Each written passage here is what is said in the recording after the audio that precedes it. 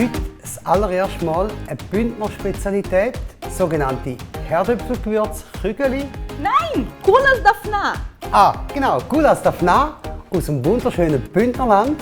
Und jetzt schon gehen ganz liebe Grüße raus an liebe Leo und Rosita.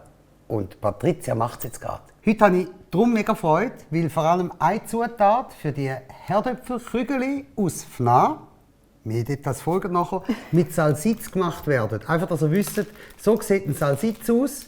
Ja, haben ihn in den Mikro posten. Hier bei uns im Thurgau gibt es das nicht wirklich, aber im Bündnerland, in meiner zweiten Heimat, ist das fantastisch. Einfach, dass ihr da easy anbauen könnt. Genau. So. Und wenn man trotzdem, da haben wir sogar richtige Engadiner Salsitz, oder? Ein Bündner Salsitz aus Engadin. Und Gulasch Daphna, also Fna ist der wunderschöne Ort im Engadin.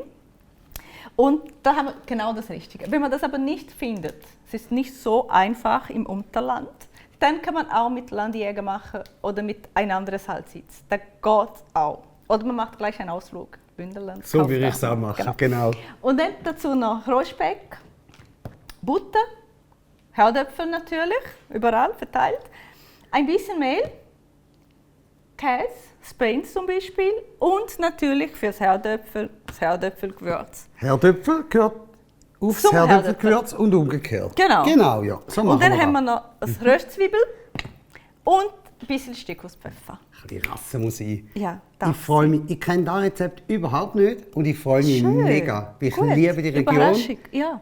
Ich bin so gespannt. Ja, dann gehst du. Und ich weiss, da schauen jetzt die Bündner zu und bisschen gut schreiben unten in die Kommentare, Ja, wenn ob sie du das Bündner wirklich bist. gut macht. Ja, Ist gut? ui, jetzt aber. Basler dürfen nicht kommentieren, für die kommt ein anderes Mal ein Rezept. Ist gut? Gut. Viel Spaß. Dürfte auch. Dankeschön. Ja, danke. Tschüss. Ciao, ciao.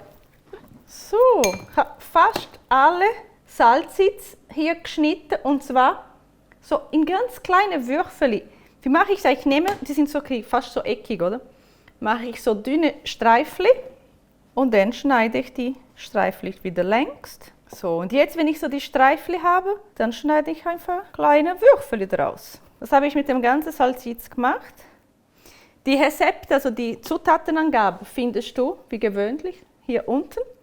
Und sie sind wirklich ganz kleine Würfel. Einige lasse ich beiseite. Denn mit dem Speck muss ich das gleich machen eigentlich. Ich muss die auch klein schneiden. Bei dem Speck lasse ich sogar noch einige so Tranchen ganz. Die kommen nachher einfach schön auf dem Teller an. Und die mache ich auch zuerst so länglich, je nachdem wie breit sie sind. Da muss man schauen, dass wirklich durchgeschnitten wird, also schneiden und trennen. Oder? Weil wenn man nur so macht, teilweise bleiben sie aneinander hängen. Und nachher denke ich, es ist geschnitten und es ist nicht. Und das spielt schon eine Rolle nachher, wenn ich meine Kügeli formen oder meine Gulasch. Gulasch heißt übrigens Kugel auf Bündnerisch, auf Romansch. Nein, ich kann nicht Romansch, ich würde gern können. Wirklich wunderschön. Ja, jetzt alle fertig geschnitten, ganze Speck. Und das ist wichtig, es ist kein Bratspeck, es ist wirklich Roh-Essspeck. Die könnte man so nehmen und essen. Ja. Mache ich auch hier einige geschnittene in meine Schüssel da, für die Augen. Das ist eine essbare Deko. Jetzt habe ich meine Herdöpfel. Die sind roh, mehlig kochend. Die werde ich schälen. Und auf dieser Seite hier werde ich raffeln. Also nicht rösti Raffelseite, wirklich da. Wie wenn man, einige Leute machen roh Herdöpfel rösti auch auf dieser Seite. Wirklich ganz schmal. Ich zeige es natürlich. Und jetzt habe ich wirklich diese ganz schmal geraffelten Herdöpfel. Nehmen natürlich alles hier raus. Jetzt kommt das Geheimnis von der Gulasch. Ich muss dieses ganze Wasser hier auspressen. Ich habe deswegen hier eine Schüssel leer und da hier, siehst, ich presse das ganze Wasser hier raus. Es kommt einiges. Kann man auch mit beiden Händen machen, es geht schneller und effizienter. Ich wollte das ja nicht machen, weil ich da mein Fläschchen habe. Das muss ich hier die ganze Masse quasi machen. Flüssigkeit auspressen. So, da ist es. Und hier habe ich diese Flüssigkeit. Man sieht, es hat am Boden wirklich noch Stärke, oder? Da kriege ich alles weg, da, die Masse und die Flüssigkeit. Also, meine locker ausgedrückten Herdöpfel.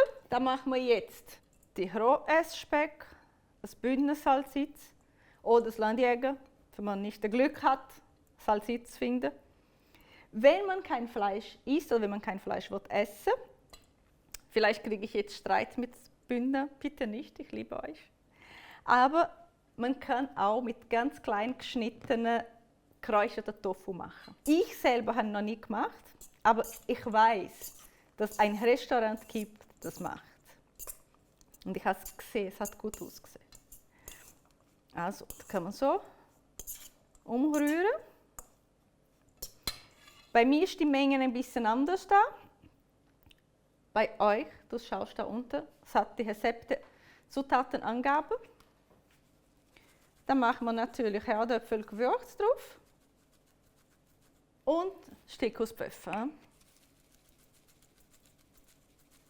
Ich muss sagen, mein Herdöpfel, entweder ist es schon sehr trocken gewesen, also super mehlig, oder ich habe es super gut ausgedrückt. Ich sehe wirklich weniger Flüssigkeit hier. Ich probiere deswegen, so ohne Mehl, Kügel zu formen. Wir werden sehen, ob es geht. Das mache ich nachher übrigens größer. Es würde gehen, aber merkst du, die bleiben nicht so fest. Ja? Und nachher kommt das im Wasser, so leicht kochendem Wasser. Die werden sich wieder auflösen. Also machen wir doch ein bisschen Mehl hier drin. Aber so bekomme ich schon ein Gefühl, brauche ich mehr oder weniger? Und ich brauche wirklich nicht so viel.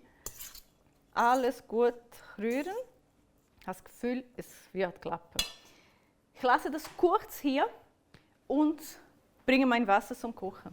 Das ist noch wichtig. Ja? Dann kann ich hier meine Kugel formen. Ne? Von der Größe her, sie sollen so etwa wie Ping-Pong-Bälle sein. Ich würde sagen, etwa so.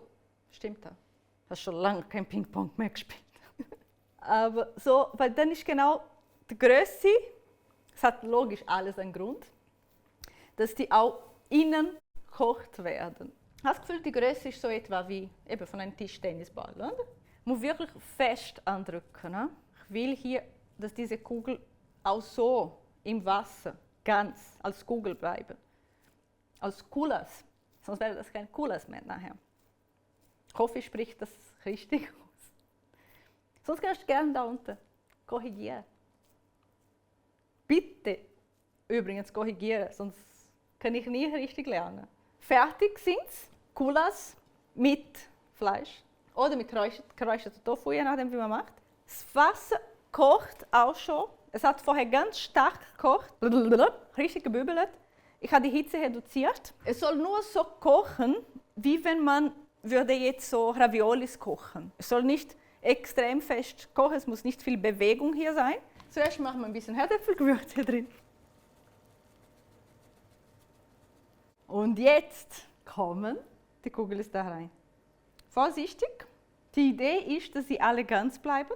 Wenn ich jetzt etwas ins Wasser werfe, wird natürlich die Temperatur vom Wasser ein bisschen runterkommen, dann gebe ich ein bisschen mehr Hitze. Ich muss einfach aufpassen, dass nicht plötzlich mega fest kocht.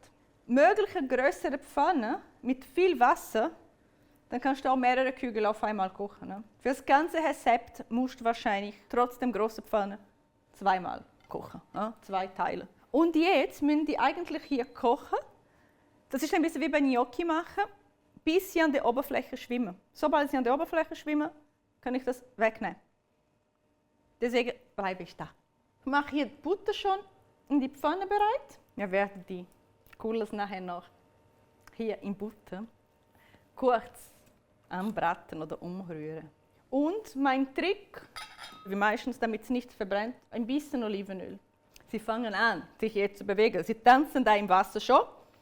Sind noch nicht ganz schwimmend an der Oberfläche, aber es beginnt. Das heißt, es ist Zeit, mit meiner Pfanne auch weiterzumachen. Ich will hier Butter schmelzen lassen. Man kann natürlich alle kochen, auf einen Teller tun, nachher weitermachen in die Pfanne.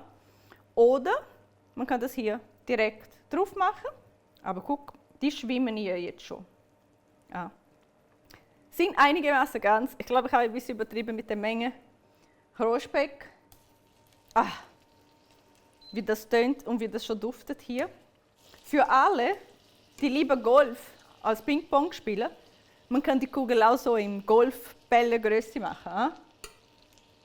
Sprechen wir so die Sprache, die jeder versteht. Auch wenn ich das sage. Man darf nicht vorher nehmen, weil sonst heißt sie sind noch nicht gekocht. Und wir werden ja keine rohen Herdöpfel essen. Und dann nicht vergessen, schwenken nicht so fest schwenken. Ich mache das nicht wie Bratherdöpfel, weil sie sind schon noch empfindlicher, die Böllelis. Deswegen mache ich da vorsichtig, dass überall Butter in Kontakt kommt. Das ganze Oberfläche mit Butter so, so fein. Ich habe sogar aufgehört zu reden, so fein hat es gerochen. Dass wirklich alle Oberfläche mit Butter benetzt ist, kann ich sagen. Sehr gut. Jetzt lasse ich ein bisschen Ruhe. So, meine Coolers sind einige Minuten da auf dem Herd. Einige sind schon goldig braun, nicht alle. Bei weitem auch nicht schlimm. Die haben aber den Geschmack von der Butter hier sicher aufgenommen. Die werde ich jetzt aus dem Herd nehmen, auf einen Teller schön anrichten. In der Zwischenzeit stehe ich holen zum natürlich das Beste. Probieren halt. Ja? So, auf dem Teller. Einige. Mache ein bisschen von dieser Butter hier drauf. Bevor er kommt, machen wir noch. Also ich finde so ein schönes, bedeutungsvolles Essen. Probiere ich so ein bisschen zu würdigen und mache das. Ich gebe es Mühe zum Schönen machen. Es ist nicht meine Spezialität. Aber ich probiere da ein bisschen so etwas zu machen. Ich finde immer gut, dass man auch weiß, was ist drinnen. Dann machen wir jetzt noch von der Salsitz. Ein bisschen hier drauf. Und ein bisschen Käse. Nicht viel, so nur das Geschmack aufpeppen, aber nicht überdecken. Und dann ein bisschen Röstzwiebeln. Die ist die Variante vom Gulasch davon. Gibt ein bisschen das Knusprige drauf. So, jetzt darf er kommen. Allegre steht die. Allegra, schau mal. Ich bin auch parat.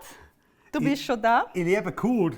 Ja. Mädchen und alles drüber und dran. Ich liebe überhaupt das Bündnerland. Bündnerland. Also Beste ich Tipps. hoffe, es ist wirklich mit viel Liebe Herr Speck zum Bündnerland gemacht. Okay. Probier mal. Ihr habt schön kommentiert, ob sie es gut gemacht hat, oder? Ja. Kann man die so teilen? ein bisschen? Kontrollieren. Ja, wie du willst. Wow, ja. Sollte gekocht sein. Wow. Da läuft der Käse raus. Ganz cool. Ja, Hey, wir dabei mal das ist anschauen. Erdäpfel. Bon Appetit, sagen wir, im Bündnerland. Gute. Und hier sagt man auch vielen Dank fürs Dabeisein, fürs Liken eventuell, Wow. wenn es dir gefallen hat, fürs Abonnieren, Weiterleiten und mitkochen. Nächstes Mal dabei sein und jetzt hören. Ich bin gespannt, weil ich will auch. Aber es ist Es so. ist fantastisch. Wirklich so wie bei meinem Bündner Mami daheim, wo ich einmal auch besuchen manchmal an den Wochenende. Sensationell hast du das gemacht. Grazie Fitsch, sagt man auf Bündnerdeutsch. So, vielen herzlichen Dank. Wieder einmal mehr fürs Kochen. Danke, ja. Alle Bündner da draussen, ich will wirklich wissen, eure Kommentare zu dem Rezept. Ja, Und wir sehen uns wieder am nächsten Dienstag. Ciao miteinander. bis nächstes Mal. Und Ciao, ciao. ich darf da noch weiter essen. Ja, Sehr logisch gut. darfst. Kannst du noch ein bisschen so, weißt, so in Butter noch Ja, so noch ein bisschen- bisschen dunkler. Ja. Schau mal, wie klärte Butter war.